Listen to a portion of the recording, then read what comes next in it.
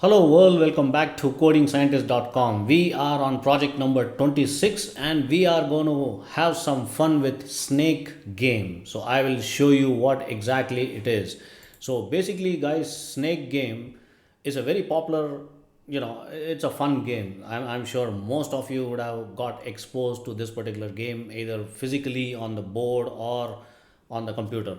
So every time the snake eats the fruit, its length grows longer. That makes the game more difficult, right? The objective of this particular Python project is to build a snake game, right? In this particular project, the player has to move the snake so it touches the fruit. It will just go and touch and it will grab, it will become lengthy. If the snake touches itself to the border of that particular grid, the game is over, you lose.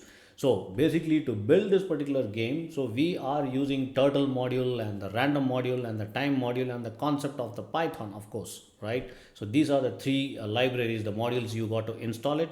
And then we are going to one. So basically let's divide this into, five different steps. Importing the libraries, then creating a game screen, and then we are creating a snake and the food as a graph, and then we are binding those things into the keyboard, and then we are getting the entire logic into the loop, that is the game loop.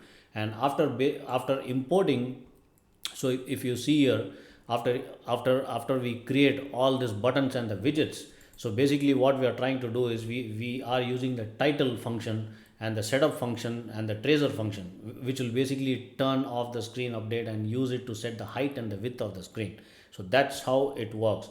And then we also create the snake food using the turtle function and the hide turtle function and the goto function, right? It's pretty simple, guys. If you can understand this logical flow and understand all these libraries in depth, it's very easy to call these functions one at a time and start building the logic and then put that into the loop.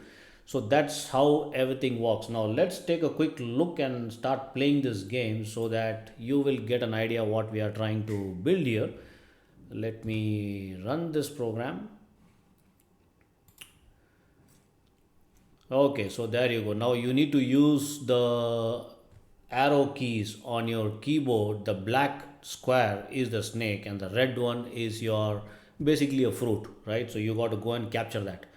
Let me, oh my god. So game over. So it it just crashed on the border. Let me run again. Okay. Oops. Again it's crashed. So it has to go towards the fruit. So let me play this again. It's a pretty tricky game, guys. Oh my god.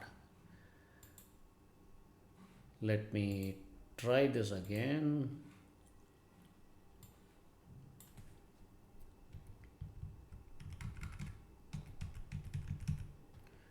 Oh my, it's a tough game, guys. It's not as easy as we thought of. Let me try once again.